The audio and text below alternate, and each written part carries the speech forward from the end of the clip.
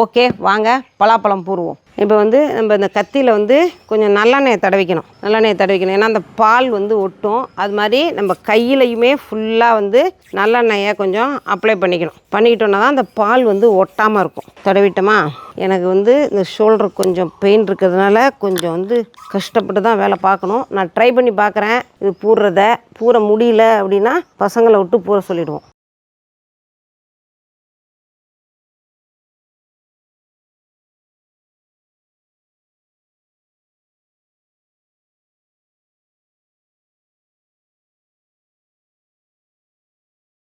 நான் வந்து 4 பழமாக இருந்தாலும் அசால்ட்டாக பூரி வச்சுருவேன். அதாவது ஒரு கதை ஒன்று சொல்லுவாங்க.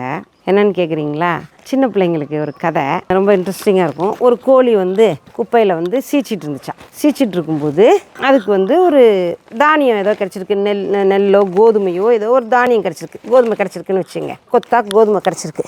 இது ஒன்றே என்ன செய்யுது? இது கோதுமை கிடச்சிருக்கு நமக்கு. இதை வந்து அப்படியே ஒன்றை கொத்தி சாப்பிட்டுட்டோம்னா அவ்வளோதான், முடிஞ்சு போயிடும். ஆனால் நம்ம வந்து என்ன செய்யலாம்? இதை வந்து விதைப்போம். விதைச்சோன்னா இதில் வந்து தானியம் நிறையா விளையும், எல்லோரும் சாப்பிட்லாம் அப்படிங்கிற மாதிரி அதுக்கு தோணுது. அதுக்கு தோணுனோன்னா அது என்ன செய்யுதுன்னா போய் ஒவ்வொருத்தட்டையாக கேட்குது. அங்கே யார் யார் இருக்காங்க?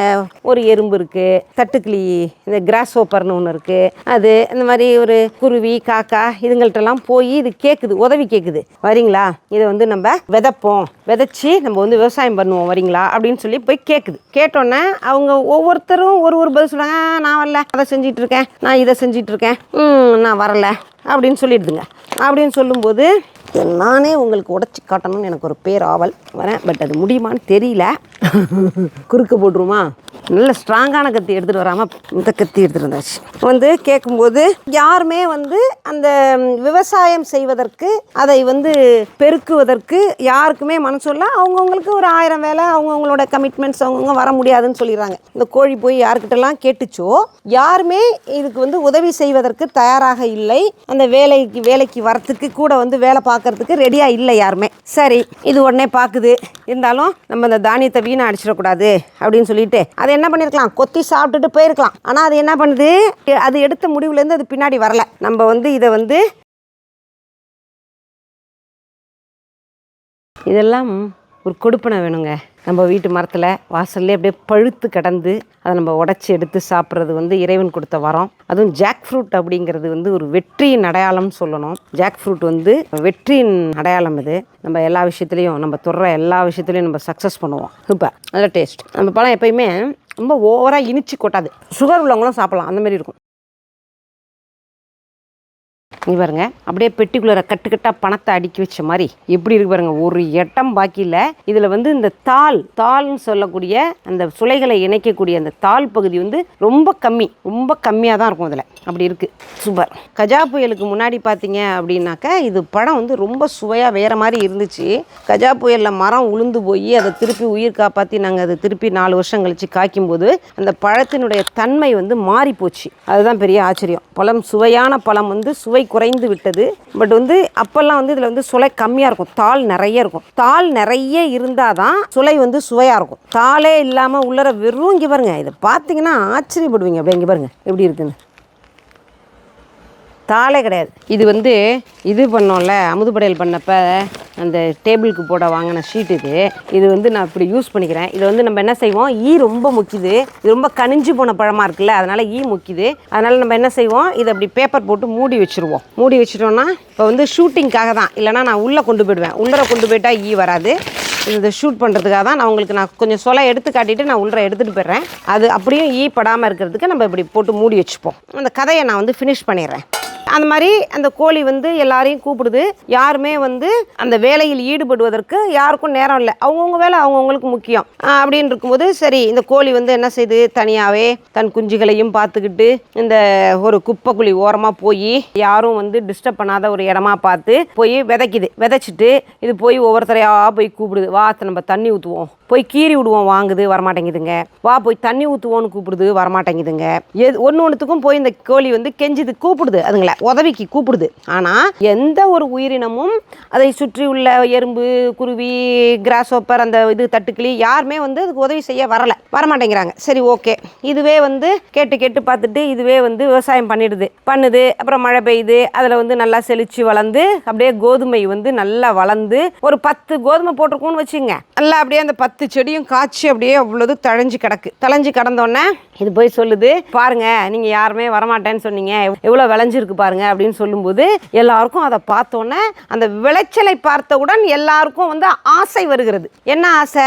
விளைஞ்ச வெள்ளாமையை வந்து அதை பார்த்தோன்னே ஒரு ஆசை, தான் எடுத்துக்கலாம், தான் சாப்பிடலாம், தனக்கு வேணும் அப்படிங்கிற மாதிரி. அப்போ வந்து அந்த உடனே வந்து அறுவடை செய்ய வரீங்களா அப்படின்னு சொல்லி இந்த போய் கோழி கேட்டோன்னே, நான் வரேன், நீ வரேன் அப்படின்னு சொல்லிட்டு எல்லாம் கிளம்புது. அப்போ அந்த கோழி சொல்லுது, நீங்கள் உங்களோட உதவி எதுவுமே எனக்கு தேவையில்லை, நான் எனக்கு உதவி என்று கேட்ட போதெல்லாம் நீங்கள் வந்து யாருமே வந்து செய்யலை, இப்போ வந்து நானே கஷ்டப்பட்டு நான் அதை உருவாக்கிட்டேன், அப்போ வந்து இதில் உள்ள வெள்ளாமையை பங்கு போட மட்டும் எப்படி நீங்கள் வருவீங்க, நான் அதை எப்படி கொடுப்பேன், அது வந்து எனக்கும் எனது பிள்ளைகளுக்கும் மட்டும்தான் அப்படின்னு சொல்லிட்டு அது கோழி வந்து என்ன செய்யுது, தனது குஞ்சுகளை அழைச்சிட்டு போய் அதுவே வந்து கொத்தி சாப்பிடுது அப்படின்னு சொல்லிட்டு இது ஒரு கதை வந்து படக்கதையாக நம்ம வந்து நம்மளோட சின்ன பிள்ளையில வந்து நம்ம இந்த கதையை வந்து படிச்சிருப்போம். இந்த கதையெல்லாம் எங்கள் அப்பாலாம் எங்களுக்கு சொல்லியிருக்காங்க. அதற்கு பிறகு வந்து என் தம்பி காலத்துலலாம் வந்து தம்பிக்கு வந்து நான் அந்த புக்கில் வந்து இதை வாங்கி நான் காட்டியிருக்கேன் படக்கதைகளாக. இப்போ எதுக்காக நான் அந்த கதையை சொல்கிறேன் அப்படின்னா, இந்த ஒரு வாழ்க்கை, மனித வாழ்க்கைன்னு இருக்குது. அந்த மனித வாழ்க்கையில் நம்ம ஒரு அப்பா அம்மாவுக்கு பிள்ளையாக பிறந்து எவ்வளோ கஷ்ட நஷ்டங்களில் அவங்க நம்மளை வளர்த்து ஆளாக்கி அவங்களுடைய கடமையாக நமக்கு திருமணம் செஞ்சு வைப்பாங்க.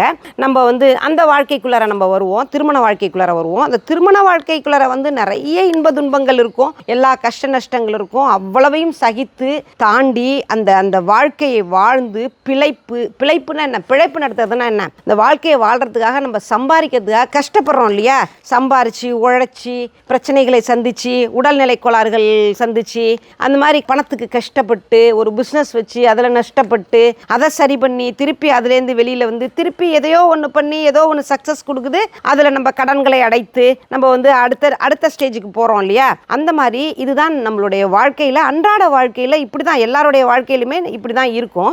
எல்லாருமே இப்படி தான் வாழ்ந்துட்டுருக்கோம். கஷ்ட நஷ்டங்கள், இன்ப துன்பங்கள் எல்லாமே இணைந்தது தான் வாழ்க்கை.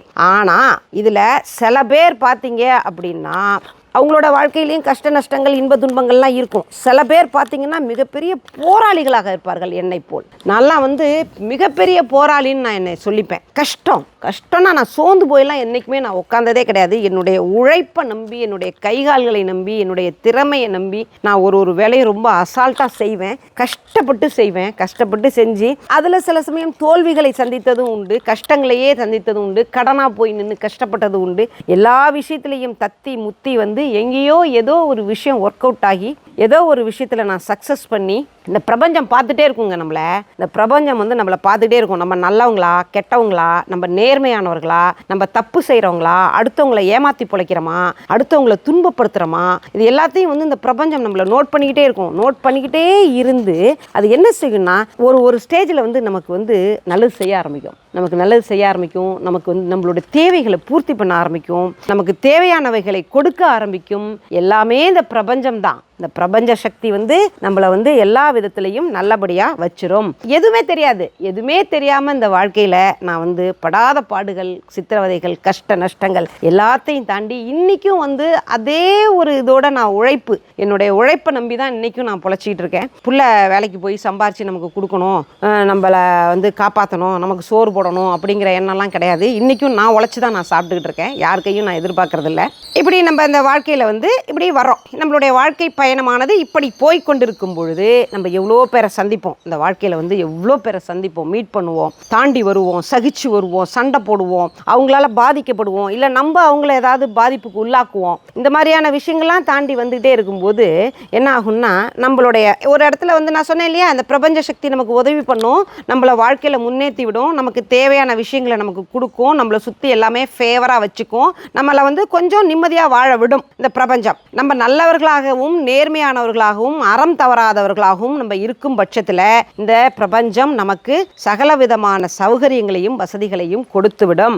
எனக்கு என்ன பிடிக்கும்னா இந்த இயற்கையோட வாழ பிடிக்கும். எனக்கு வீட்டை விட்டு வெளியே போக பிடிக்காது. எனக்கு யாருக்கிட்டையும் பேச பிடிக்காது. நான் உண்டு, என் வாழ்க்கை உண்டு, என் வேலை உண்டுன்னு இருக்க பிடிக்கும். பிரபஞ்சம் எனக்கு அப்படியான ஒரு வாழ்க்கையை அதுவே அமைச்சு கொடுத்துருச்சு.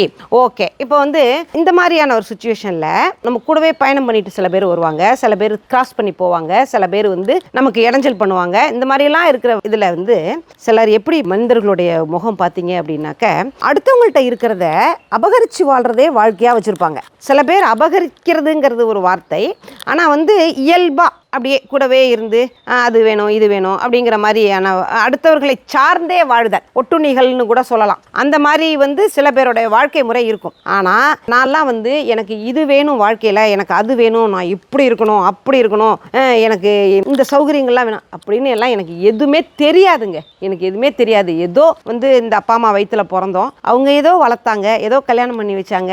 கல்யாணம் பண்ணி வந்த இடத்துலையும் அவ்வளோ துன்பங்களையும் துயரங்களையும் நான் அனுபவித்தேன். ஆனாலும் நான் எனக்கு என்னுடைய வாழ்க்கை எப்படி இருக்கணும், நான் பெரிய கலெக்டர் ஆகணும், நான் பெரிய இதாகணும் அதாகணும் நான் நினச்சதே கிடையாது. எனக்கு அது வேணும் இது வேணும்னு நான் என்னுடைய கணவரிடம் கூட நான் கேட்டதே கிடையாது. ஆனால் இறைவன் எல்லா விஷயங்களையும் எனக்கு கொடுத்தது. அதே மாதிரி நமக்கு கொடுத்துருக்கு அப்படிங்கும்போது நம்மக்கிட்ட மிதமிஞ்சி இருக்கிற ஒரு விஷயங்களை நம்ம அடுத்தவங்களுக்கு கொடுத்து நம்மளா கொடுக்கலாம். ஆனால் சில பேர் அடுத்தவங்க கிட்ட இன்னது இருக்குது, இவங்க ஏமாளி, இவங்களை ஏமாற்றி பிடுங்கி தின்றலாம் அப்படிங்கிற மாதிரியே சில கூட்டம் சுற்றிக்கிட்டு இருக்கும் பாருங்கள். அதை தான் என்னால் சகிச்சிக்க முடியாது. அதுதான் சகிச்சிக்க முடியாது. இவங்களை ஏமாற்றி வாங்கிடலாம், இவங்க தானாக ஏமாந்து கொடுப்பாங்க அப்படிங்கிற மாதிரிலாம் சில விஷயங்கள் இருக்கும். அதெல்லாம் எப்படின்னு எனக்கு தெரியல.